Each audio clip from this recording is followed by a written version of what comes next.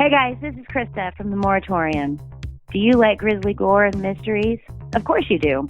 That is why I suggest you subscribe to my blog, Suspended Animation, Dormant Stories Waiting to be Told, where we at the Moratorium offer a number of lurid tales from axemen running around New Orleans to phantoms in Texarkana. And if you're feeling especially generous, head over to our Patreon, where for just a couple bucks a month, you can help the Moratorium grow. And that would be pretty kick-ass. And remember, long live VHS. Every good story has a trilogy, and this was ours. Welcome to the Moratorium and the conclusion of our coverage on the Zodiac. This week, Krista and I drill down on the filthy, dirty little sons of biscuit eaters that muddied this case all up. Why I oughta. Cue the music. And in 3, 2, 1, I already forgot it. You will be soon to speak as a giant, or like all the others, dead. You think I imagined all of it, don't you? You think I'm insane? That's feng shui. A match made in a bathroom. Just floating into the void. Rabbit holes. I have 30 tabs open on my computer. Every little thing I look up on Zodiac leads me down another fucking rabbit hole. And there's no end to it. It's madness. Madness. Today, we have to wrap up this trilogy of Zodiac that we have created. We need to put this to rest because I am staying up way too late, reading stuff. My eyes hurt. Guys, I have made a complete, not complete. I keep adding to it. I'm sorry. This YouTube list. If you can go over to our playlist on our YouTube channel, you can find all these videos to all these things that I've been watching that just open up more doors and more questions, and I need answers. Krista, do you have answers? I mean, I have some answers, like, okay, who's the killer? I mean, who's the Zodiac? Like, I can tell you what I had for dinner yesterday. I've got that kind of answers. No. And, I mean, I can tell you when I work next week. I've got those answers. If the Zodiac was still alive today, he'd be well into his 80s, right? I mean, so is it a possibility that he's still alive? Yeah, I guess he could be. But that's assuming that you know his age whenever he was committing these murders. Mm-hmm. Don't ask me to do math, Tim. That's not fair. The new evidence that just came out recently, just after our last recording for part 2, the case breakers announced that they have named the Zodiac about a guy, and we'll talk about him in more in depth here in a little bit, but a guy that died in 2018 at the age of 80, which would have put him in his early 20s. All right. Early to mid 20s when these murders happened. And I'm thinking, man, in my 20s, I wasn't sitting around making cryptograms or ciphers and taunting police. I was messing around and having a good time. Well, you just weren't living then, Tim. I guess. But this is the 60s, the early 70s. We're talking about free love. And no, serial killers are all over the place in California. Well, this one's definitely in Northern California for sure. I have been looking all over different suspects here. But let's talk for a second about the ciphers, because one cipher in particular, the Z13, specifically said, my name is Slim it Slim Shady? Oh. With the real Zodiac, please stand up. That's awesome. But there was one account here that I had pulled up that listed the Zodiac, that the cipher, the Z13 actually spelled out Alfred E. Newman. And Alfred E. Newman was the mascot for Mad Magazine. The little boy with the freckles and Case solved? Yeah, case solved. That's it. Are there any pictures of Alfred E. Newman that you can fold and it makes out the Zodiac? That's probably there. Did you ever own any Mad magazines? You know, the back pages you could fold and it made a different picture. You don't know what I'm talking about. I am way too old, guys. I know what Mad Magazine was, but I mean, yeah, that was before my time, though. I'm so old. So old. Get away from me, old man. I'm so old, but I'm not old enough to be the Zodiac. I'm sorry, Are you guys. sure? Are you I'm sure. I mean, unless I see something, you know, I feel like you are still suspect. Anybody could be a suspect still, it seems, because obviously everybody in the 60s looked like the Zodiac. I can tell by the forehead scars. Right, the forehead scars. We have to talk about the forehead scars. We're going to talk about forehead scars. They don't know about the forehead scars. scars. Those are just wrinkles. Wrinkles from my furrowed brow. Those are not scars. Sure. I tripped over another little documentary thing about the Zodiac that I probably won't post on our playlist. That was a group of psychics that were going to the different locations and doing their psychic readings on how the Zodiac was feeling and how the anger was raging through him. That's what we've come to, because I don't think anybody has any straight fucking answers. I'm sorry. I'm going to be dropping the F-bomb a lot today. Okay, guys? Are you okay with that, Krista? I mean, fuck yeah. That's what I was looking for. So besides the Z13 cipher that may or may not have named the Zodiac, there are tons of freaking suspects. I think we need to talk about all these suspects and break them down one by one. Alrighty. Okay? I'm looking at history.com. And they have a list of 8 here that are the most, have generated the most interest as being the Zodiac. Number 1 is Lawrence Kane. Mm-hmm. Tell me about Lawrence Kane. Lawrence Kane. Larry.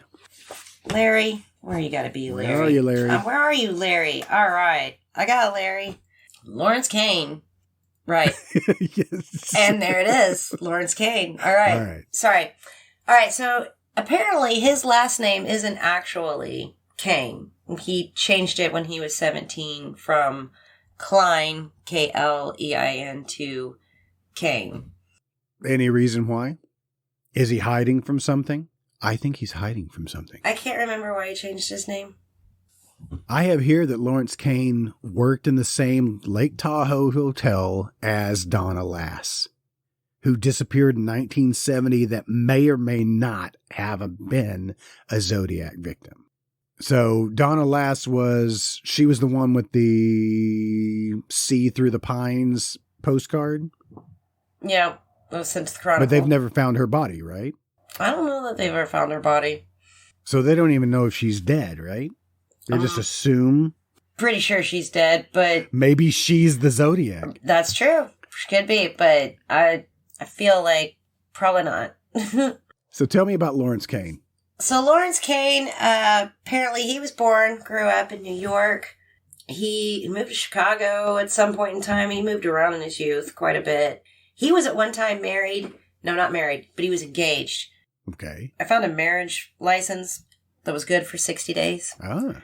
I don't think that they ever actually got married, though, but he was engaged to Eileen Barton. And Eileen Barton was this famous singer back in like the 30s and the 40s. Okay. She had a radio show called The Eileen Barton Show on NBC. It aired on Saturday mornings. She performed with like Frank Sinatra and Nat King Cole. But I don't think that they ever actually got married. I think he was weird and she was like, deuces. Later on in the 60s, 1962, he gets into a horrific car accident, okay? I mean, like, it's horrific. He and there's 3 other people in the car with him, and they're all seriously injured. But Lawrence Kane never quite bounces back. Okay. He never really goes back to normal, okay? So he's, like, fucked up for the rest of his life. But he's, like, fucked up in a weird way. Like, apparently his psychologist at the time, he had a peeping Tom problem. He started getting arrested for spying on people and shit like that. Well, he couldn't help it. He had a head injury. That's right. Look in on other people. And his psychologist was like, "Look, he's lost his ability to control self-gratification." Like, okay. And so he was like, seeking all these new ways to get gratification. And so he starts doing the peeping Tom thing. In 1968, he was arrested again. And this was just 4 months after Zodiac's first, excluding Sherry Jo Bates. This is 4 months after the Benicia killings. Okay. And then to top it all off, Kathleen Johns, she was the one she got picked up, and the guy told her he was going to kill her baby. She jumped out. Her car was on fire. She went to the police and saw the drawing of Zodiac and said, "That's the guy who picked me up." She was looking at some photos and saw a photo of Lawrence Kane. And she didn't say directly, she didn't come right out and say, "Yes, that's 100% the guy who picked me up." But she did say, "That looks a lot like the guy that picked me up." Okay. I mean, I don't think that any of this proves that Lawrence Kane is the Zodiac in any way, but it would be kind of an interesting coincidence if it really was Lawrence Kane that picked up Kathleen Johns.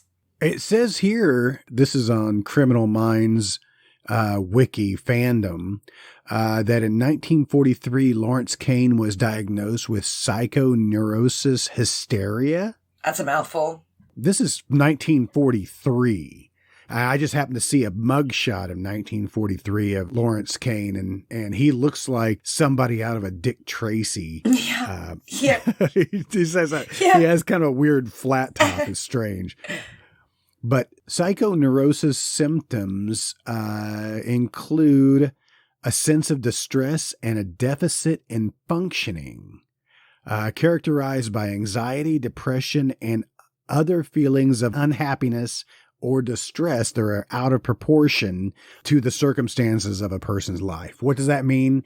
Maybe he had neuro problems before he got into this horrific accident that said, "You know what?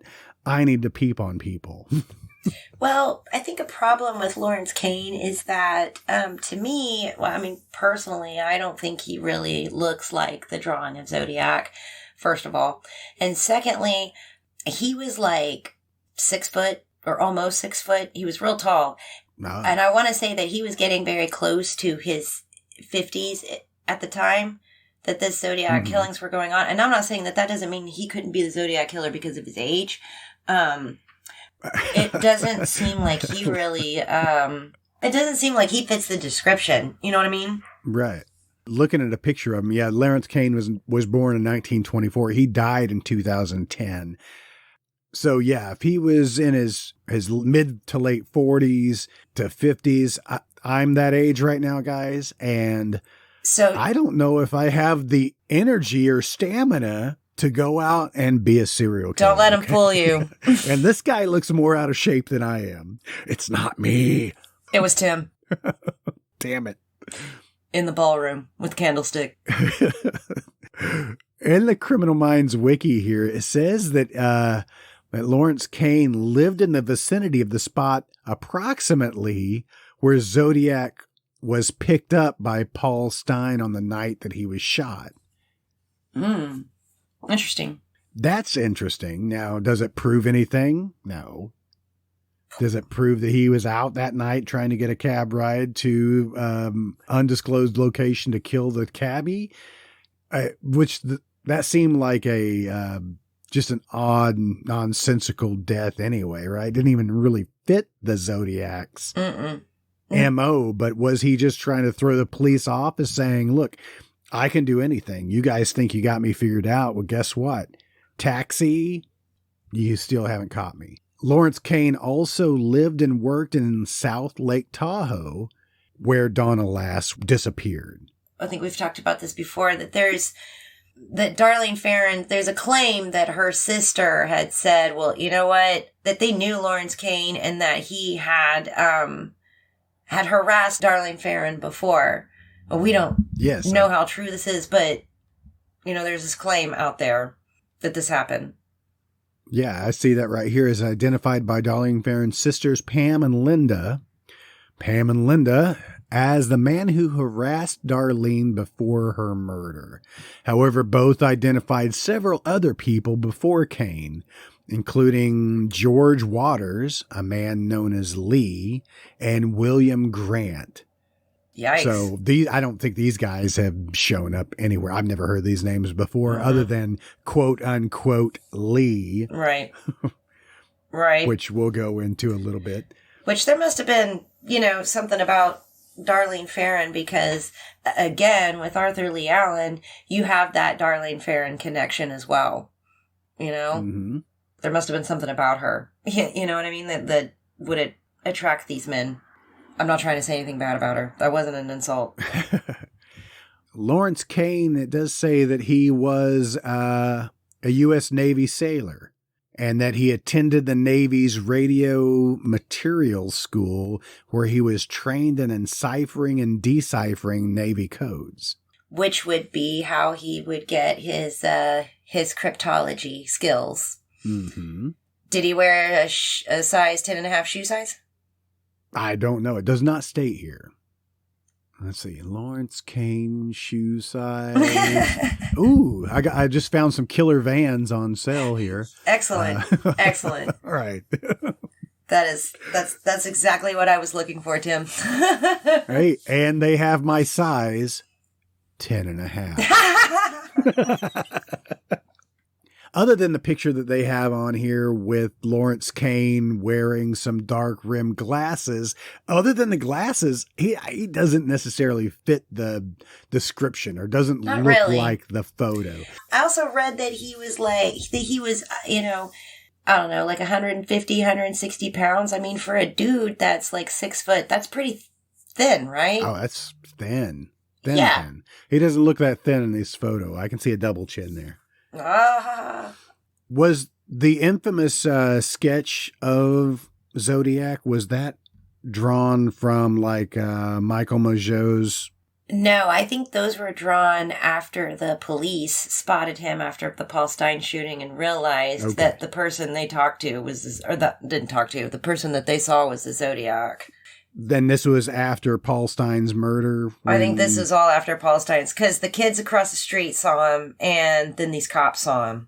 Did they get a real description from, I understand these are kids. They're not going to be able to understand, heights from distances and give great descriptions, but did they take into account the different people who had seen Zodiac? Do all of those descriptions match? Well, Brian Hartnell could only tell you what he sounded like. He never saw his face. Right. He could tell you what his build was like, with that ridiculous costume on, He had some killer sunglasses on. Mageau didn't get a super good look at him because, granted, it's dark. They're in a parking lot that's dark, and Zodiac's flashing a light in their face. Okay. Good point. There's that. Which was partly why he thought Zodiac was a cop at first. Gotcha. So really, the only people who got a good look at him would be these two cops right after Paul Stein's shooting and the kids across the street when he was killing Paul Stein. Okay. Okay, just to reiterate just for a second, we talked about one of the letters from the Zodiac that said he planted fake evidence at the Paul Stein murder, right?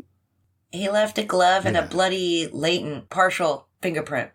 But still has not linked to anybody. Mm-mm. Okay. All right. So let's move on to our second possible suspect here. How about Ross Sullivan? Ross Sullivan is my favorite and I don't mean that complimentary. I got a little too excited just then. Yay, Ross Sullivan! Awesome! Woo! No, he is the most interesting suspect to me. One of the reasons is because you got to put Ross Sullivan's picture right up next to the drawing of Zodiac. And when you do that, I think you might pee yourself a little. I don't know. because they look like they could. It may be because I'm in my mid-40s. Right? I might pee myself anyway. It might be because you coughed and you pee every time you cough. I don't know, but damn it. But they look exactly alike. To me, Ross Sullivan is looks the most like that drawing. Now I understand that in no way proves he's the Zodiac either. However, there's all these other weird things about Ross Sullivan. Like, he suffered from schizophrenia. He'd been in and out of mental institutions. He lived in California. He'd lived in the Riverside area. He'd been a student at Riverside City College. He'd worked in the library at Riverside City College. He knew the area. He wore military-style boots. He was the right height. He was something around 200 pounds, something like that. He wore the glasses. He was super into cryptology. All of this is circumstantial, of course, but to me, it's like, okay, he has all of these things in common with the Zodiac, and then he just happens to have a striking resemblance to this famous sketch of him. Okay. Now, Ross Sullivan, you said he worked at the River City College? Mm-hmm. He worked in the library. Which was where Sherry Jo Bates was murdered. Yes, in 1966. It was the night before Halloween. She was studying in the library, and she disappeared and was murdered, shortly after she left the library. Her car was found in the parking lot. It had been tampered with, so, of course, the authorities at the time thought that, whoever the perpetrator was had dismantled her or had done something to her car and had offered her assistance, lured her away from the car, and then murdered her. She was horrifically murdered. Her head was nearly cut off. He slashed her throat so badly. How many times was she stabbed? A lot. Like a multitude. Yeah. I mean, I thought I read like 46 times or something like that. And she had defensive wounds, like all over her hands, her arms. She'd fought, she'd used those nails, and she had skin and she had hair. And, the hair actually is one of the things that led us, or not us, but, these case breakers used to say it was this other guy that, but to me, Ross Sullivan, I think it's a real possibility that at the very least, Ross Sullivan killed Sherry Jo Bates. Now, he might not necessarily be responsible for the other deaths, maybe, but at the very least, it's very possible that he killed Sherry Jo Bates. I mean, he has a direct connection to her. It's very possible that he actually knew her, being that he was a student there and he worked at the library. Mm-hmm. It all seems a little suspect. I mean, I think he'd seen her before numerous times, in the library and had her staked out. He knew which car in the parking lot was hers. I mean, he had her staked out beforehand. This is like premeditated murder. Here on Zodiac Killer Wiki, this is Zodiac Killer .fandom.com. Evidence against Sullivan. He was working at the campus. People felt uneasy around him. Yeah, I think he was a creep. Yeah. He did not show up for work after the Bates' murder and acted rather suspiciously. Even though he wore the same outfit after the murder, he wore a completely new outfit. What was he wearing? I'm not sure what he was wearing, but the story was that he just wore the same clothes over and over again, like repeatedly. And then like after Sherry Jo Bates' murder, when he disappeared briefly and when he popped back up, he was wearing something different. And of course, I know there's people out there that'll be like, "Oh my God, oh the horror, he changed his clothes." He has another outfit. And it's like, well, but if he, habitually wore the same thing, and then this girl gets killed, he disappears, and now he's wearing something else, it is weird. Mm-hmm. And why would this person who attacked Sherry Jo Bates want to disappear? Because they were going to be fucked up. She scratched the shit out of this person. Whoever this person was fucked up the next day. You'd think that he would have, some scarring or something else that would link him to it if she had scratched him on the arm, which That's what seems most likely. Face and arms is probably going to be the easiest to get your fingernails into. Other evidence against Ross Sullivan, he wrote an essay on how to disguise handwriting. He moved to Santa Cruz in 1968. Santa Cruz, I think, was about an hour and a half drive to San Francisco. So a little bit closer to San Francisco, where other murders happened later on. Yeah, it says here, he doesn't just look similar to the sketch. He looks exactly like it. Yes, he does. But this is the late 60s, and a lot of people had that same No. Why do you hate this guy? Why do I hate this guy?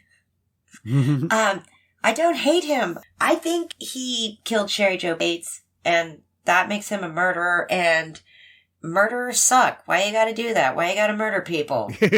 Okay, that's not cool. Don't do that. Ross Sullivan looks exactly like that photo. I mean, Arthur Lee Allen, I know that he was Graysmith's favorite suspect, and he just really thought, that he was the one who did it so much that he wrote a whole book about it.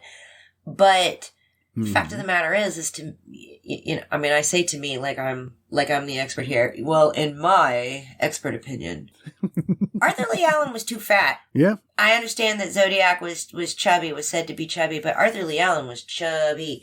I mean, he shopped at the big and tall store, okay? Arthur Lee Allen was a big guy, and he was bigger than the descriptions about Zodiac, and I think he was taller than the descriptions that went out about Zodiac. And then, not only that, Zodiac... But didn't he have the same shoe size? He might have had the same shoe size, but, but Zodiac had, he combed his hair. Dude was balding, even at the time these murders were going on, Allen was balding, he was losing his hair.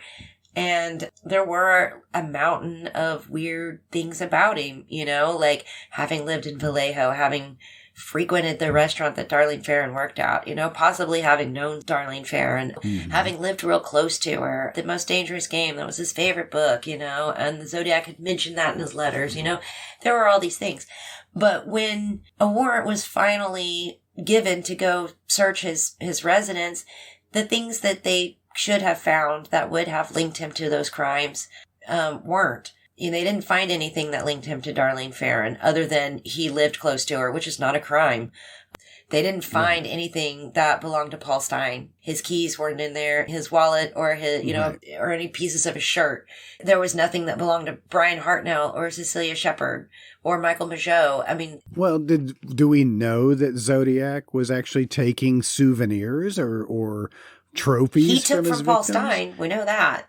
Because he mailed a piece of Paul Stine's shirt to Melvin Belli. He mailed a piece of it to Paul Avery. He mailed a piece of it to the Chronicle. And maybe maybe that was all of Paul Stine's shirt that he took. But maybe, he tossed these things, thinking that the police were going to catch him or something like that. But these things have never turned up anywhere. Good point. And they didn't turn up in Arthur Lee Allen's residence either. Had they ever taken the pieces of the shirt that were sent to the different newspapers and put them together and matched them up to the shirt to see if there was any leftover material that was missing? I don't know. Just puzzle pieces. Real quick on Ross Sullivan. I say real quick, but I'm going to go down a little rabbit hole here, and I apologize because this is something that I told myself I was going to research, and it's more of a rabbit hole than I think we have time for. But I mentioned before about the Mikado. The Mikado was a play, and it says here, and this is off of history.com, that Zodiac buffs also note that the letters mention the Mikado, which was written by Gilbert and Sullivan, which could also be a reference to Ross Sullivan's name. The Mikado, and I just did this right before we started recording. I was reading about this while we were getting prepped about a postcard. And is this called the 13 Holes Postcard? That was written, it was mailed on October 5th, 1970.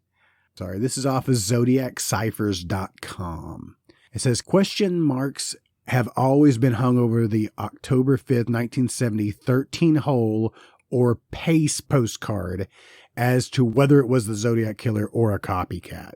It goes on in depth here talking about that the Zodiac had plagiarized the play The Mikado. Well, he did steal his logo off a watch, so it wouldn't surprise me. And, well, then we talk about Arthur Lee Allen having a freaking Zodiac watch. Still, it's not illegal to have a Zodiac watch. It says, this is the Zodiac speaking. You will not wear some nice buttons. How about wearing some nasty buttons? Or any kind of buttons that you can think of. I still want a button that says I'm not Paul Avery. This needs to happen. Somebody give her a button. She doesn't know if it's going to be the real ones or not. I guarantee it.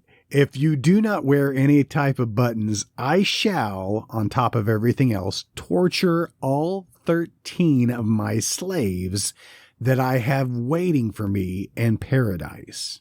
Again, paradise is misspelled. Yeah, and I'm not a psychologist or anything, but saying something like that, I mean, I know that we've been talking about, and I still do believe, honestly, that the Zodiac did a lot of this largely for the fame. But at the same time, this collecting of slaves for the afterlife, I mean, is that something that somebody suffering from schizophrenia would come to believe? Is that a... Sure. I don't know. I am not sure? schizophrenic, or at least undiagnosed. You know what's interesting is that somebody claiming to be the Zodiac did call and wanted to speak to Melvin Belli on the Jim Dunbar show. And Ross Sullivan was in and out of mental institutions. I guess it'd be fun to speculate that he might have called the Jim Dunbar show from such mental institution. The Zodiac, in one of his letters, he mentions The Exorcist. Captain Howdy's the Zodiac. No. But the Zodiac mentions in one of his letters, I saw and think The Exorcist he loved it. Was the He called it a comedy. Yeah. Satirical comedy, which he spelled comedy wrong, by the way. It's COMIDY. And in this, on the ZodiacCiphers.com, there's a strange dichotomy of evidence within the letter where the author begins referencing the Exorcist movie and immediately follows it by paraphrasing Titwillow from The Mikado. The Mikado is often described as the best British satire as well as a comedy opera. Therefore, the word usage of the author describing it as a satirical comedy is unlikely to be accidental. Does it come off poetic? Yeah. Here's another thing about Ross Sullivan. He was into poetry, which, there was a desktop found in RCC storage with a weird fucking poem on it. Mm-hmm. This letter also says, signed yours truly. He plunged himself into the billowy wave, and an echo arose from the suicide grave. Titwillow, Titwillow, Titwillow. Now tell me that isn't just fucked up, okay? I mean... Is it poetic? Yes. Ross Sullivan was stated of writing creepy poems. I mean, he was into creepy poetry. Yeah. Hey, no one said that he had to be into beautiful poetry, okay? All right? If he wants to talk about spilling people's blood, it's just I think he actually did it, is all. Now, I don't think it was just mere poetry to him, The handwriting analysis guy, he said that the writing that was scrawled on that desktop that was found at the River City College, it was the same as the Zodiac's handwriting, correct? Right. Which really, kind of threw investigators off because, they're kind of like, wow, you got a handwriting match off of, etching in wood, who honestly could etch in their own handwriting. But Sherwood Morrill was able to do this and said that in his opinion, as a handwriting expert, he was the guy who'd been, all the Zodiac letters had been sent to him. He'd been the one authenticating them. And he was the one that said, yeah, I think whoever etched this into this desktop also wrote the Zodiac letters. And Ross Sullivan has a direct link to that place. I was doing a little comparison here to that Zodiac letter I was just reading and the desktop, my own little handwriting analysis here. Can I tell you it's the same thing? No, but it is it weird and creepy poetry? Maybe. The desktop reads, sick of living, unwilling to die, cut clean, if red, clean, blood spurting, dripping, spilling, all over her new dress. Oh well, it was red anyway. Life draining into an uncertain death. She won't die this time. Someone, if find her, just wait till next time. It's really odd, but it's also signed RH, and that has no significance whatsoever, does it? Yeah, I don't know what the RH is. I mean, I don't. Yeah. Nobody knows. I mean, it's there at the bottom, and it would look like the author's initials, but whose they are, I don't know. I mean, that's a creepy fucking poem. I mean, if you can actually call it a poem, but yes. That's a weird message to find just, etched into a desktop in a library, but cool, whatever. Mm-hmm. This is the information that I was pulling up on Sherry Jo Bates' murder that I may have mentioned in the last episode, that Sherry Jo was the quintessential girl next door. She had recently become engaged to Dennis Highland, her boyfriend of 2 years. Okay. I tried looking up Dennis Highland. I think he was also questioned and found no significance and released. Right. But there was something strange, and I'm reading this off of heathermonroe.medium.com, since I was talking about mediums doing a video for YouTube. Riverside police never gave the suspect's actual name, but just the alias Bob Barnett. This was also posted on Tom Voigt's website, and Tom Voight has the zodiackillers.com website. He's also written a book about this. He has interviewed several people. He actually interviewed Don Cheney. I found a transcript of that interview that he did like in 1990. It's very interesting. Tom Voigt's been around for a while and done significant research into this. He also refutes the new evidence that has come out from the case breakers, and we'll cover that here in just a little bit. Police believe that Sherry Jo had a relationship with Bob. I'm doing air quotes because his name was not Bob. That's just the alias. Police believe that Sherry Jo Bates had a relationship with Bob. During the weeks before the murder, she became engaged and had to break the news to Bob, and Bob was livid. Shortly before her death, Sherry and Bob reportedly have a very public and heated argument during which Bob slapped her. The evening of her death, Bob was playing basketball with his friends. Sherry Jo called him, and Bob left the game saying, "That bitch is going to the library." So wait, she called him where? It wasn't on a cell phone. She didn't call him on a cell phone. No, I know. So where did this come from? I don't know. I'm just reading this directly off this Heather Monroe medium. Maybe she just channeled this quote unquote Bob. Wait a minute. Wasn't the Twin Peaks killer also named Bob? I think so. Bob. After Sherry Jo's murder and before her body was discovered, witnesses recall 2 men in the vicinity of the crime searching the ground with flashlights. Since the police suspected Bob, they assumed he was one of the men with the flashlights and the other was his best friend. Bob's best friend agreed to take a polygraph and failed. Yikes. Bob also took one but clammed up when the examiners got heavy with the questions, and they finally just threw him out. Interesting. There was not enough evidence to make charges stick, but the police weren't going to give up on Bob Barnett. In the early 1990s, Bob's friend came forward and admitted that he ran into Bob at 2:30 a.m. on the day of the murder at a restaurant called the Green Turtle. The Green Turtle is a restaurant?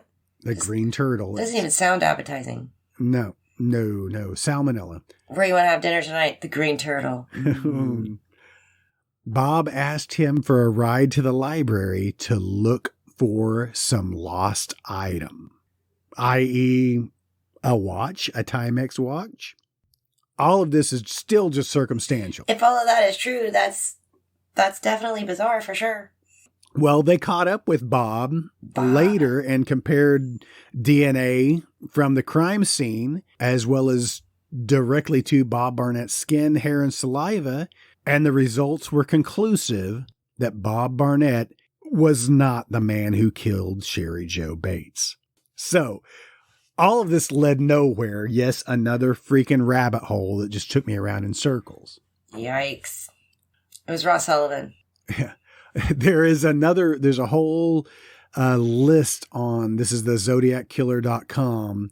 This is where I was telling you, Tom Voigt's website. There's a whole list of things that is the case against Bob Barnett that still sounds suspect. Barnett was mentioned several times in Sherry Jo's diary, which is still in police custody.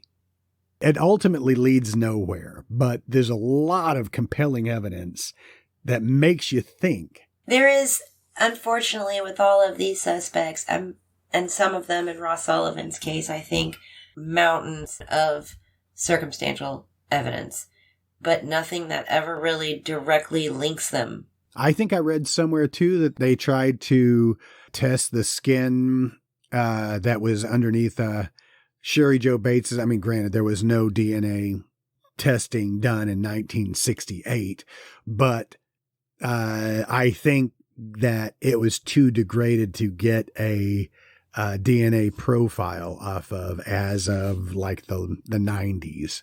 But what do I know? With science today, who knows what's possible, right? I think they've got hair, too. Which was sandy blonde. And Ross Sullivan had sandy blonde hair. Mm-hmm. But Ross Sullivan died like in 1977. Right, he died at like a real young age. He was like 36. What did he die from? Did it say? I'm not sure what he died of. Just curious. But he died at a young age, and people are saying, well, we didn't hear from the Zodiac after 1977, which also makes Ross Sullivan seem like a prime suspect. I think the last Zodiac letter was in 74, though. Okay. But he did go on a hiatus, though, between those letters, like between 70 and 74. 70, did 71. He, or did he change his MO and continue killing somewhere else? Or was he in a mental institution? Ha. I think all of them assumed that Zodiac was probably incarcerated during that time. Arthur Lee Allen had been incarcerated during that time. But wherever the Zodiac was, he must have been unable to either kill more people and send more letters because he was incarcerated, or he was locked up in a mental institution, or something like that. Otherwise, I don't really know why the hiatus. I don't know. Or why that would just come out of nowhere.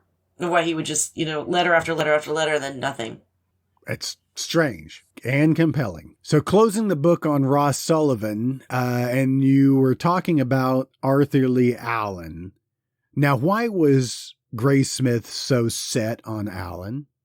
Like we said, he did not fit the description. Why was he so set on him? So Grace Smith was so certain, I think, that Arthur Lee Allen was the killer because, so he goes to talk to Melvin Belli.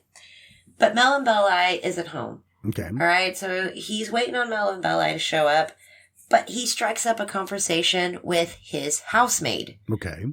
So, you clean around here much? And he tells her, I'm here to, I'm talking about the Zodiac. And she's like, oh, yeah, I remember, he called.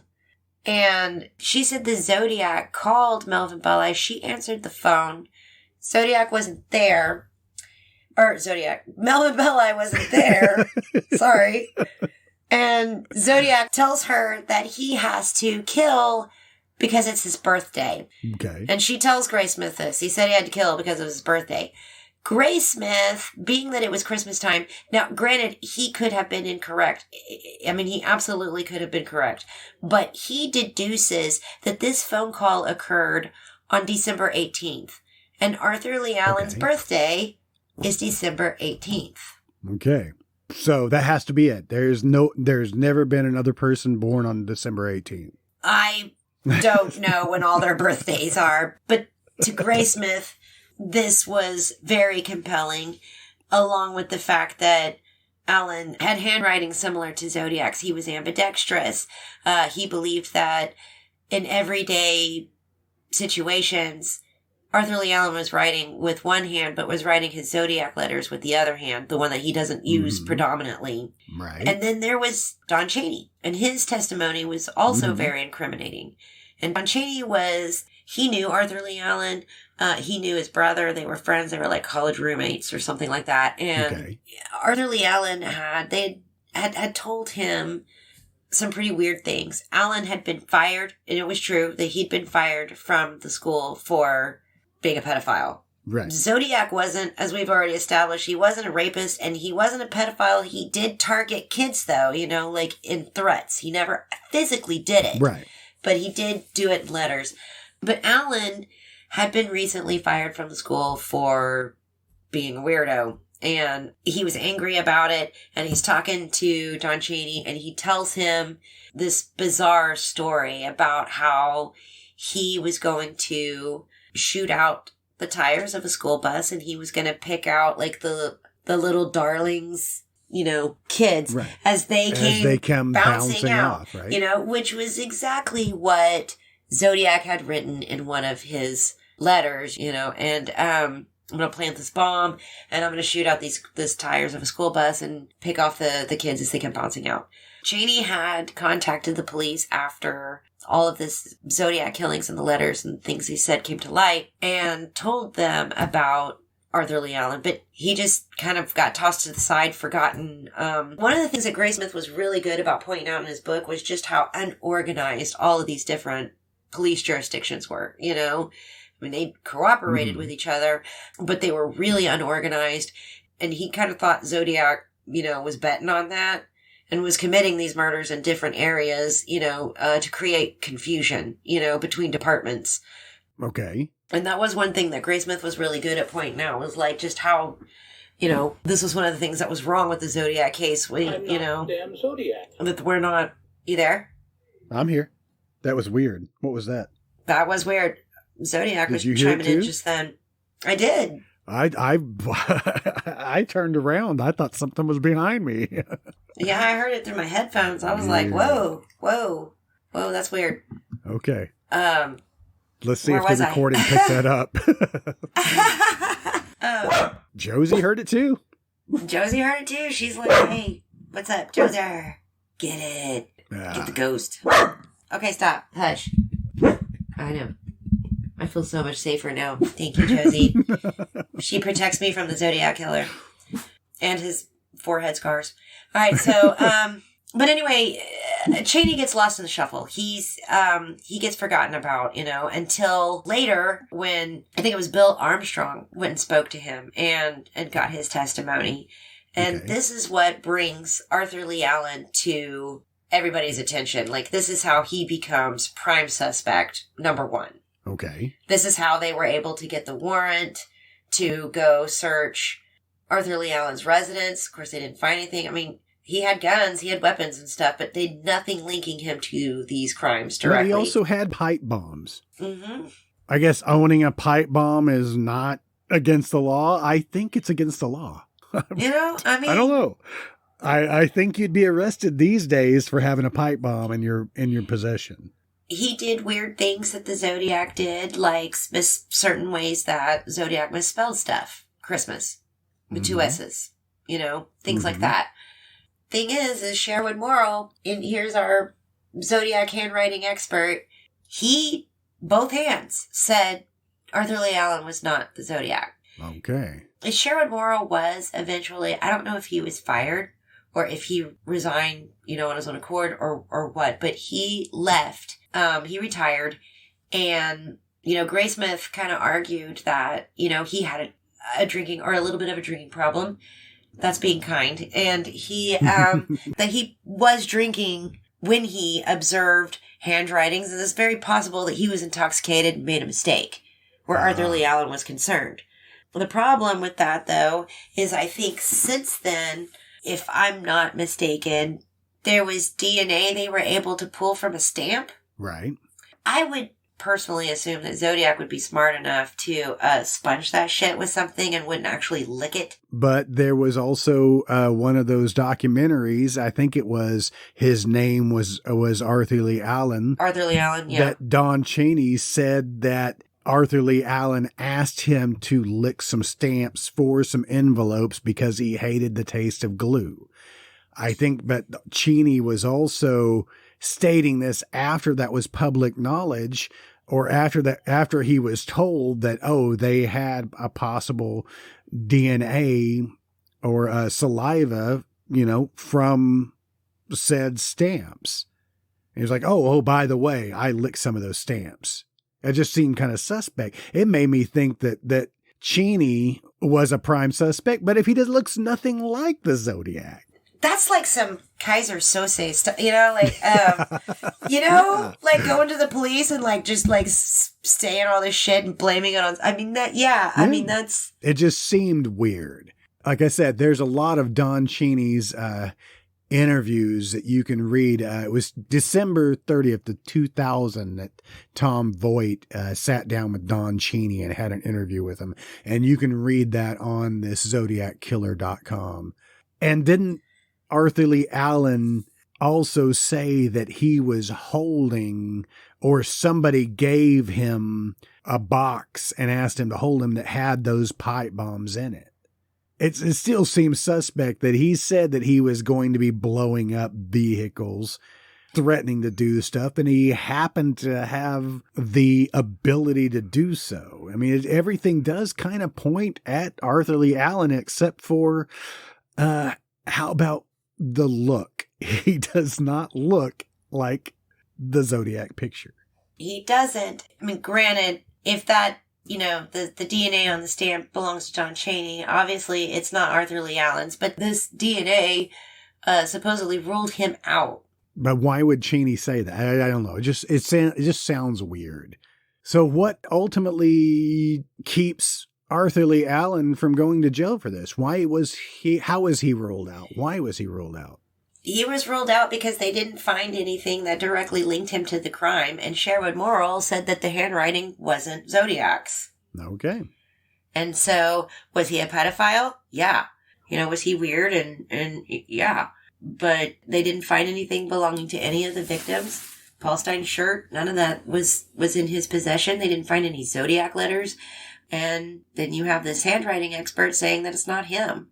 So he was ruled out. You mentioned this earlier that yes, Arthur Lee Allen was arrested for molestation. Here on Criminal Minds Wiki, it does state that, yes, from 1971 to 1974, I guess, Arthur Lee Allen was in jail for this molestation, which could also explain the hiatus of the Zodiac. Why nobody got any Zodiac letters? Yeah. Right. Coincidentally, I think after he gets out, that bam, a brand new letter shows up in 1974. Mm-hmm. He sounds very capable of doing this, but does not meet the description. Now, does that mean that the description of the police officers that found the guy, that maybe that wasn't the Zodiac that they saw on the streets that they made the composite sketch on? Maybe that was just a random guy that just happened to be walking down the street and not the Zodiac, or it could have been Allen who escaped somewhere else. Who knows? I'm reaching here. Here on history.com talks about the palm print of Arthur Lee Allen did not match the one that was found on the Zodiac letter, and the DNA match and the partial DNA profile created in 2002 from saliva on an envelope believed to be Zodiac. So his DNA did not match any of that. So ultimately, after his death, when did Lee die? He had a heart attack. What was it, in the 80s? I think so, something like that. Might have been the 90s. But you mentioned, okay, is it possible that maybe the guy that these policemen saw the night Paul Stein was shot was just some random dude walking down the street? It's possible. Mm-hmm. That's weird, but it is totally possible. But Richard Guykowski. Guykowski. Am I saying his last name right? Sure, we're gonna roll with that. Okay. Now this guy didn't become a suspect till like 20 years later, and he pops up way later. Supposedly this fucking guy.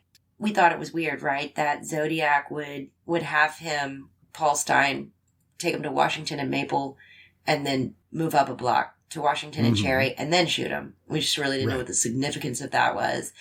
Is it possible that he was just trying to make it more convenient to get to his cousin's house? Because supposedly Richard Guykowski had a cousin that lived on Washington Street in the Presidio. Okay. I can't tell you that that's real, but, or if he really did have a cousin that lived over there. But supposedly there's another story that Paul Stine's sister recognized Richard Guykowski at Paul Stine's funeral, which if he murdered the guy and then was ballsy enough to show up to his funeral, that's fucked up. But she picked him out at the funeral, supposedly. And there's another story that he supposedly lived at one point in time in Benicia, very close to Lake Herman Road. Interesting. He had also been in the military, so he would be able to shop at military PXs. He had the right shoe size. He had the right height. He had the right build. And then supposedly, again, this might also just be another weird, just another rumor, but Stine was, in real life, he was killed on October 11th, 1969. But this was Richard Guykowski's sister's birthday. Okay. Interesting. It was either Guykowski's sister's birthday or Paul Stine's sister's birthday. Yeah, I know. I'm trying to flip through here, so. It was somebody's birthday. And, maybe this is a thing, I have to kill because it's my birthday. He just kills for people's birthdays, I'm looking here. This is also on ZodiacKiller.com about Richard Guykowski, and I should have looked into him a little bit more. Richard Guykowski served a stint in the Army during the 1950s. He was trained as a medic. Unfortunately, since 80% of such records were destroyed by fire in 1973, not much more is known about Guykowski's military career. In 1965, Guykowski was intentionally arrested for refusing to sign a traffic citation following a routine stop. This is all just new things I've never read before about Guykowski. What else do you know about him? I really don't know anything more than he supposedly had a cousin that lived on Washington Street in the Presidio, which I thought was interesting because if that's true and he was living there in 1969. Does he meet the looks of the Zodiac? I mean, he has dark rimmed glasses and short hair, but... Not like Ross Sullivan, I can tell you that much. But there was also Rick Marshall.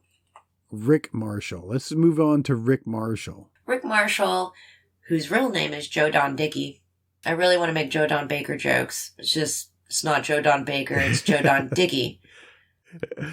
Why did Graysmith call him Donald Jeff Andrews in the book? I think he changed some other people's names too, and I'm not real sure why he did that. The only thing I can think of is that maybe he did this because, these people were still alive and, maybe he was trying to avoid getting sued. I don't know. Maybe so. Instead of dragging their names through the dirt and saying, but they were ultimately just a suspect for a short amount of time.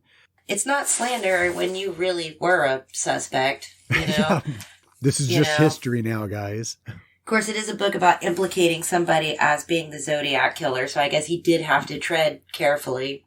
But according to this criminalminds.fandom, Rick Marshall lived in Riverside at the time of Sherry Jo Bates's murder.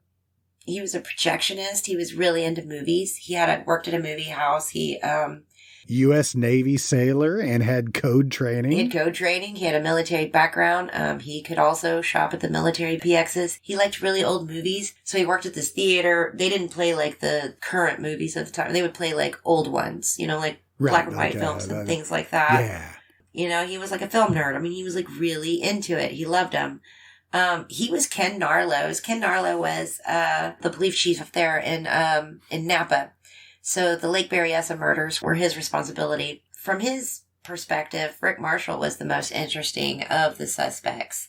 he thought Rick Marshall looked like the composite drawing of Zodiac. He thought Marshall was, weird. He gave him a really odd vibe. He saw some posters from the theater that they believed looked very similar to Zodiac's handwriting. And it turned out that handwriting belonged to Rick Marshall. They told the story in the movie, and Graysmith told it in his book. But again, I don't know exactly how this transpired, but supposedly Rick Marshall was handed some photos, Ken Narlows handed him something. He was trying to trick Rick Marshall into giving him a sample of his fingerprints. But Rick Marshall pulled out a handkerchief and wiped them off. And wiped his fingerprints off. Which seems more suspect. Which definitely, from Ken Narlows' perspective, he's like, okay, that's odd that you would even think to do that. Rick Marshall also had a basement. The basement for future use. And why is the basement significant? Because it was true that a lot of people in San Francisco didn't have a basement. Okay. Graysmith finds out, that Rick Marshall indeed has a basement. Now, in that movie, I don't know if Graysmith ever actually went to Rick Marshall's house.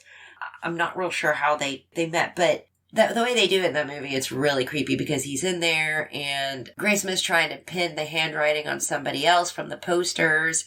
And there's Rick Marshall and he's like, Mr. Graysmith, I did the posters for the theater. That handwriting belongs to me. And he's like, you know what? He's like, I'll go try to find this movie you're looking for. I'll go down. I think it's in the basement. And this, of course, terrifies Graysmith. There's Jake Gyllenhaal, sitting there, and he's terrified. I love that scene, by the way. Yeah, he says it is real creepy. Yeah, he's like, not very many people have basements in San Francisco. And he's like, I do. But why was the basement significant with the Zodiac? Did he mention that in one of his letters about a basement? Yeah, the basement for future use. The way they did that scene in the movie was pretty freaky. But ultimately, that went nowhere, too, because there was no more significance with Rick Marshall, right? They were never able to directly link Rick Marshall to anything either. I mean, like I said, a lot of these people, there's what seems like a mountain of evidence, but it's all circumstantial. None of it's, directly links them. It's not illegal to live close to any of the victims or to have served in the military or have a 10.5 shoe size or be into cryptology or write creepy poems. I mean, it is certainly weird. And Rick Marshall, I believe Graysmith asked Sherwood Morrill about Rick Marshall, and Sherwood Morrill went back and looked through his files and discovered that he had never actually cleared a Rick Marshall. Ah. I don't know that he ever cleared Ross Sullivan either, but Ross Sullivan, I'm not entirely sure when he became a suspect. See, on this history.com on Rick Marshall, it said that Marshall liked old movies, including The Red Phantom, which was mentioned in a 1974 Zodiac letter. He owned a typewriter and a teletype similar to those that Zodiac used. But I think we also failed to mention that Arthur Lee Allen supposedly had a typewriter that was similar in make of what the Zodiac used. He also had felt tip pens and odd size paper. I don't know why they would write that. I mean, is that illegal to have felt tip pens? And what's odd size paper? Were the Zodiac ciphers just on what looked like scrap pieces of paper? I think one of the connections, not just him, but Ken Narlows and others, was trying to tie him into the most dangerous game. Like, he really likes old books, old movies, gotcha. Look at these similarities in the Zodiac letters, the things that are mentioned, but there just wasn't anything that directly linked him unless it would be his handwriting. But Sherwood Morrill never cleared him. And he was retired by the time Rick Marshall ever was brought to his attention. But whether he ever saw a sample of Rick Marshall's handwriting or not, I don't know. Well, I'm sure that there are other handwriting experts that could check that out. Yeah. Somebody get back to us. Somebody email us samples of Rick Marshall's handwriting, and we'll do a comparison and see what we think, right? It says here that Rick Marshall died in a nursing home in 2008. I wanted to bring up Earl Van Best Jr. also, whose son, Gary Stewart, his biological son, named him as a Zodiac in a book that he wrote in 2014 called The Most Dangerous Animal of All. I saw a little interview with this guy, and I think there's a documentary out there that you can watch about this guy. His compelling evidence is that his father was in prison for statutory rape against Gary Stewart's mom, his biological mom. I think Gary went on to be an orphan. Went on to live with other families at the time, but had one picture of his father in which he saw a picture of the Zodiac on some TV show or whatever, and thought there was such a similarity that he started digging in to his father's past. And I've listened to this guy. It all sounds like it was all a publicity stunt to sell a book to me. That's what it seemed like. Yeah, I think that guy wanted to sell a book. I also have a guy listed here as Jack Terrence. And Jack Terrence was... Jack Torrance? Yeah, it seemed like Jack Torrance, right? Red Rum. That Dennis Kaufman also received extensive publicity claiming that his late stepfather, Jack Terrence, was the Zodiac. So Kaufman said that Terrence was a dead ringer for the composite sketch and claimed to have had a stash of incriminating evidence, including a roll of film depicting the possible victims and a bizarre hooded costume like that one of the Zodiac. So he says his dad has Zodiac snuff film. I guess so. I want to see these pictures. Have anybody got our pictures? It said he was ruled out because law enforcement officials dismissed Kaufman's evidence as nonsense. One photo showed as a blob of color that he claimed was the Black Dahlia victim, Elizabeth Short. Yeah, if he had actual evidence, he would provide actual evidence, but he doesn't actually have any evidence. And it sounds to me like an obsession with the Zodiac, as weird as that is. I mean, I get it, we're talking about him, but I mean, going so far as like recreating the outfit in Lake Berryessa, you know, and saying, hey, this was my dad's. It said the hooded costume that Kaufman produced was a cruder version than that the victims described. This guy wants to be related to the Zodiac. I think so. Like, and what is it with people like, he's not the only one, too, to have claimed their family member was Zodiac. I've seen several instances of this. Strange enough, though, that research has also challenged this document examiner's credibility that Terrence had also written the John Benet Ramsey ransom note. So wow. But Jack Terrence died in 2006.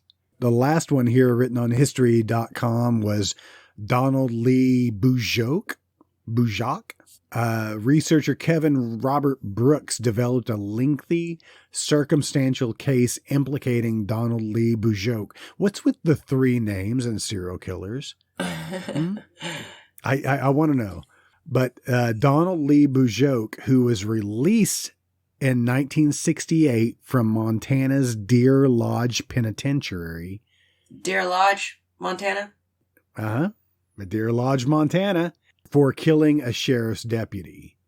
According to Brooks, fellow inmates said Bujoke talked about killing people to make them slaves in the afterlife, as mentioned in the Zodiac letter. Brooks claimed that the Halloween cards sent to reporter Paul Avery depicted harsh conditions at the prison and that Boo on the inside referenced Bujoke's name. Anyway, Bujoke was discharged from the Army for mental health reasons. Bujoke was ruled out because of fingerprints did not match those believed to be Zodiacs. Remember, Hartnell said that with a hooded figure came out and said that he was an escape convict? He said he was an escape convict from Deer Lodge, Montana, and he was going to take the car, he was going to take their money, and he was going to Mexico.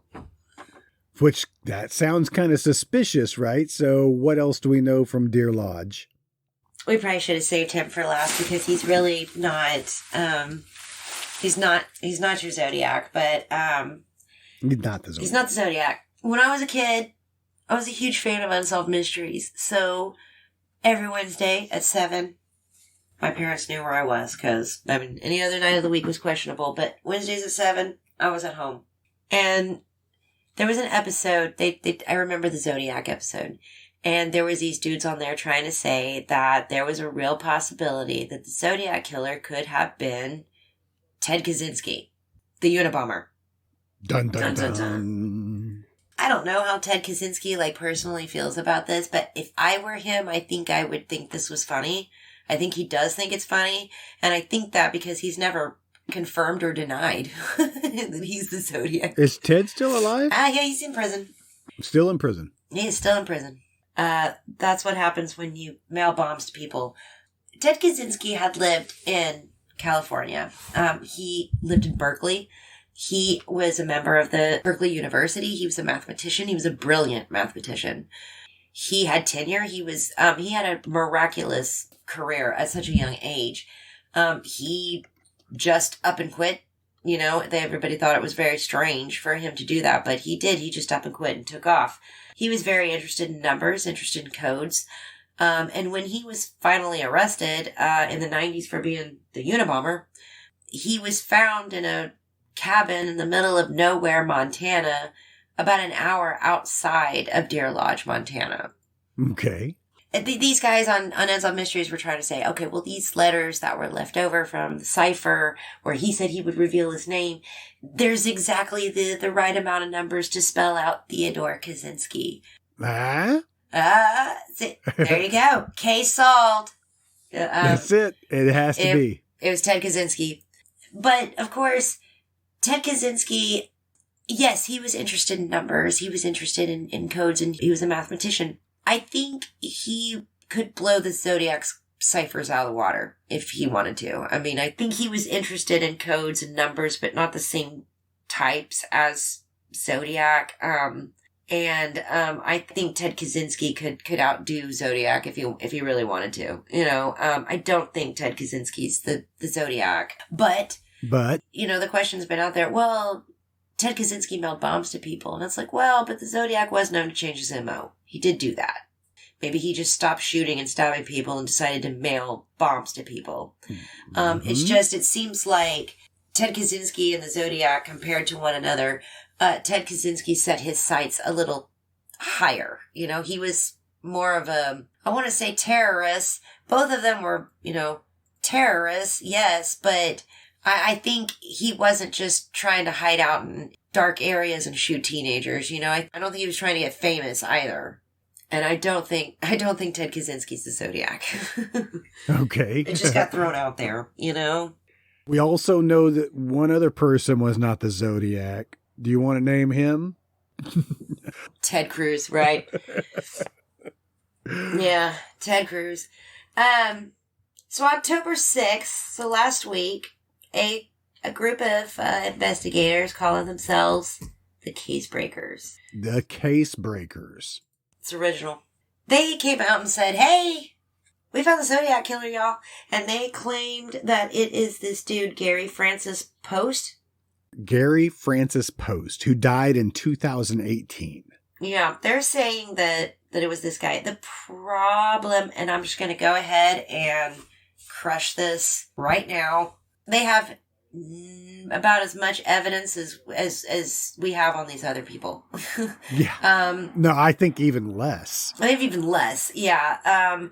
I think the most ridiculous claim that they made was, hey, well, you know what? Now we can explain forehead scars. Right. Forehead scars. Forehead scars. Their claim is, well, you know, Post's photos, his forehead wrinkles and his forehead scars, they match that of the sketch of Zodiac. And granted, like we're saying, this composite sketch that was made up possibly of the officers that saw the Zodiac post Paul Stein's murder in the dark Did they say that there were scars on the forehead? Maybe there are wrinkles on the forehead. I don't know. Anyway, that's their most compelling evidence, besides the fact that he was at a freaking hospital nearby the same location. He'd been treated for a gunshot wound of some sort. I don't know if he was grazed by it or if he was actually shot or what. And supposedly he was being treated at this hospital that was 15 minutes away from RCC Library, from where Sherry Jo Bates died, or was killed. And they said, because of this, he was a very strong suspect. I mean, if that's the evidence that they have, that he's about as, suspect of killing her as anybody else who was treated at that hospital, or who was in the library that night with her, or even knew her, or went to college there at the time. It's ridiculous, and the FBI thought so because the very next day, on October 7th, they issued a statement saying this is a bunch of bullshit. Right. Even the guy, Tom Voight, who runs the Zodiac Killer's website, I think he called it a hot garbage. Yeah. It sounded like that it's like a press release. Everything that I've seen is just videos of them talking to the press saying, we have evidence, but they're not showing us or telling us anything. But if you have evidence, then, then you've got to share it. They also said that they linked him to Sherry Jo Bates. They didn't link him to Sherry Jo Bates. You read these articles, we have a very strong suspicion that he might have killed Sherry Jo Bates because he went to this hospital. And that proves nothing. It says here the case breakers are actually a team of more than 40 former law enforcement investigators, journalists, and military intelligence officers. They've tackled other mysteries such as the D.B. Cooper hijacking heist and the disappearance of Jimmy Hoffa and other unsolved cases. I'll bet they know where Atlantis is. Maybe Jimmy Hoffa was buried in Atlantis. It's probably where it is. Since he wasn't under that stadium. So supposedly this Gary F. Post was being treated for a gunshot wound. I didn't read any of that. No, it just brought to mind that if maybe he was being treated for, a scratch maybe that Sherry Jo Bates, scratched him during their altercation at the library. That would make sense. When was he being treated, before or after the murder? It's strange. I don't know where they came up with his name, because the only instance that I see of Gary F. Post before October 6th was another group that came out October 7th saying, hey, this ex-lawyer and an investigator, they said that they named Gary F. Post 2 years before. So they're saying, well, hey, where were you guys listening when we said that Gary F. Post was the Zodiac? So does any of this hold water? Pissing contest as to who named him first. Even though there's no concrete. I mean, there's these stories that he was in a murder posse, he was in a gang or something like that. And that might be true, but. One other piece of evidence that they say is that the watch that was found at Sherry Jo Bates' murder also had paint on it, in which Gary F. Post, just before the murder, had started a house painting business. Is that conclusive evidence? I don't know. Is it compelling? Maybe. Is it circumstantial? Definitely. Mm-hmm. So, but they also state that they believe they know that in California, where I think was Gary F. Post's last residence, that they believe that there was a cache of weapons and or evidence buried, and they're planning on excavating it. Now, Gary F. Post did do some time in jail, I think, for domestic battery. I think I read that he also pushed his wife down the stairs at one point. Does that make him the Zodiac? No. Does the little girl who lived across the street, who was being babysat by Mrs. Post, she also claims that she thought that he was suspicious for this. Yeah, he taught her how to shoot, and he was abusive towards his wife. I'm not sure how this told her that he was the Zodiac killer. Yeah. We don't know that this guy is the Zodiac. We don't know that he isn't the Zodiac. And hopefully in the near distant future, we'll have some definite answers. But right now, guys, we got nothing. Nothing. We didn't get into this to try to solve this case in the first place. We just came to bring you the information that has been out in the public for years and years, and we find it interesting. And what is also interesting is another instance to tie this all back to the moratorium and the movie aspect of the moratorium, that in 1971, there was a movie produced on $13,000 that was called The Zodiac Killer. Well, he did want a movie about him. He wanted to know who would play him. Did he name people that he wanted him to play? Wanted to play him? I think he was curious who would play him, you know? Oh, okay. This guy that they got playing him, he probably wasn't very happy about it because this movie is laughable. The Zodiac in this film, he is raising rabbits in his apartment and has a breakdown when one of his rabbits dies. He also, in the corner of his apartment, he has a satanic altar set up so he could practice his dark arts.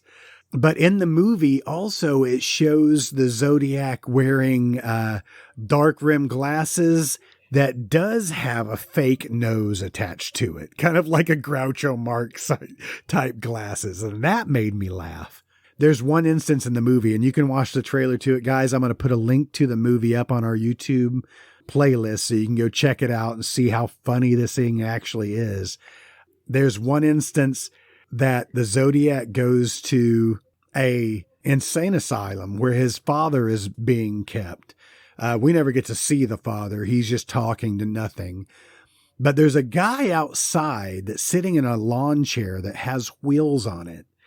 And the Zodiac, after seeing his father and being distraught about seeing his father, comes out and pushes this guy in this lawn chair. And this is supposed to be San Francisco. And you know, San Francisco has some hills.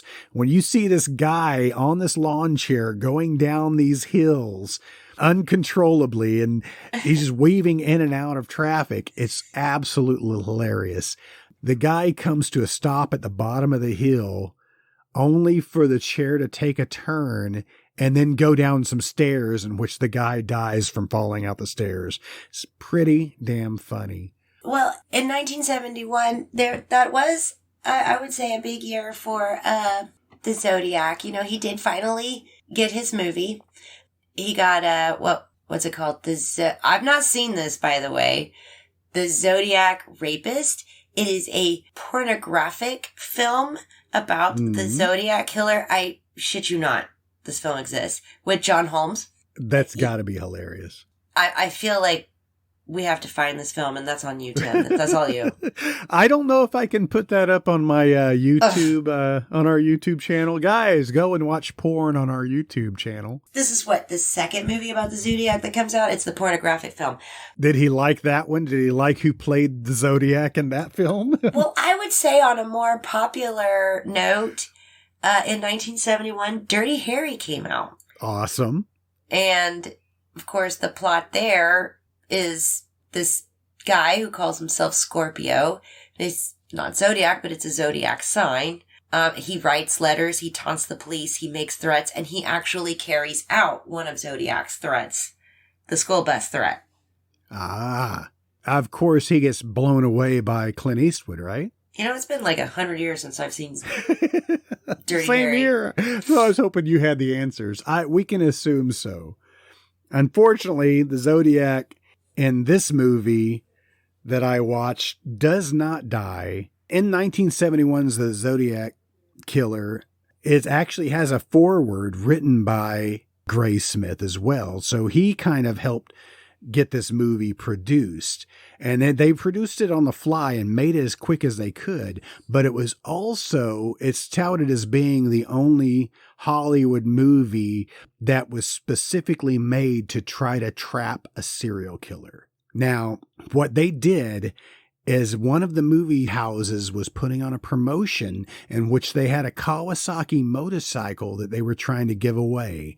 And they had a ballot box, and everybody who bought a ticket to the movie got this little tag that stated the simple phrase of like, I think the Zodiac kills because, and whoever put the best answer to that was going to possibly win this motorcycle.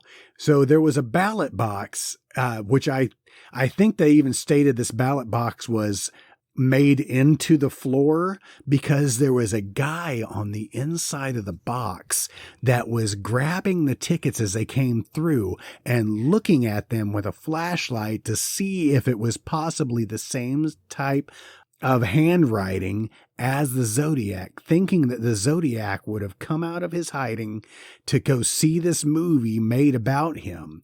And the guy in the box, he had a button that he was going to push that would notify officers of the signature that came through that matched.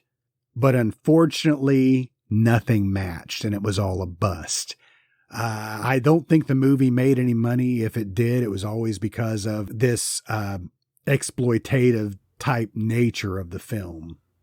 But all of this is for naught because the Zodiac has never been caught. Never been caught. The Zodiac may or may not be alive. The Zodiac may or may not be this guy they just mentioned, October 6th of this year. It may be none of the above. It could be you, Krista. It could. What size shoe do you wear?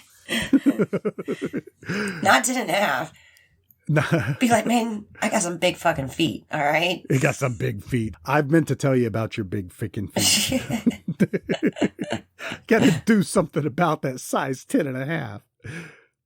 Anyway, guys, we hope you've enjoyed this trilogy of information that we brought to you about the Zodiac. I've had a lot of fun delving into this. I say fun, quote unquote fun. These voices telling me that I could be the Zodiac. But I've enjoyed this, guys. And if you enjoy this too, let us know.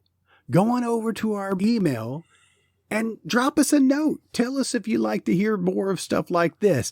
There's a possibility that Krista and I can make a spin-off program to do true crime and their movie counterparts. If you guys want to hear more like that, let us know. We're real open to suggestions around here. Please drop us a line. And if you'd also like to help support this podcast, please go on over to our website at themoratorium.com. There you will find a link to our Patreon. That's right, guys. We're just this little outfit here. We need your help. Please go on over to the Patreon and drop us a few dollars. If you want to give us $3 a month, that's $3. It's less than a cup of coffee from Starbucks. $3 a month, we're going to give you some extras back. For $3, you get the director's cuts to our movie episodes on the Moratorium proper. Yes, Jason will be coming back after his short hiatus, and we're going to get right back on to our Moratorium podcast, covering all the obscure movies that we love to talk about. So please head on over, drop us a few bones. We appreciate it. Go out and check us out on all of our social medias. You can find us on Twitter, Instagram, Facebook. Go check out our Facebook group. It is growing. Having a great time over there, guys. Also, check out our TikTok. Yes, I'm putting out some silly videos on TikTok. I put out one this morning, which is now a few days old now that you're hearing this. Go check it out. We're having a lot of fun doing this podcast. Please drop us a line. Tell us what we're doing right. Hell, tell us what we're doing wrong. We would love to share your thoughts on the air. Anyway, Krista, do you have anything else to offer on the Zodiac? I'm good. Sorry we couldn't, tell you who it was. You didn't solve it while I was going on my little rant there about the Patreon? Well, I mean, it's either you or Ted Cruz. That's what I heard. Damn it. All right. We're gonna arm wrestle and see who is the Zodiac. Ted Cruz. Ted Cruz. All right, guys. That's enough for today. We'll see you next week. Let's shut this bitch down. All right. Good night, everybody. Bye.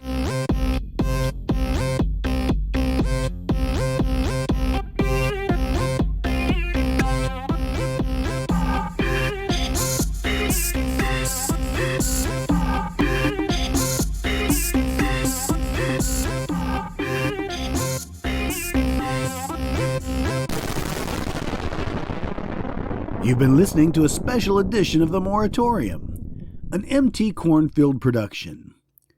Tune in next week for our Halloween special, where Krista and I crush on our favorite scary movies. If you have any movie suggestions, or just want to tell us how much we really suck, you can contact us at moviemoratorium@gmail.com. Thanks for listening, and long live VHS.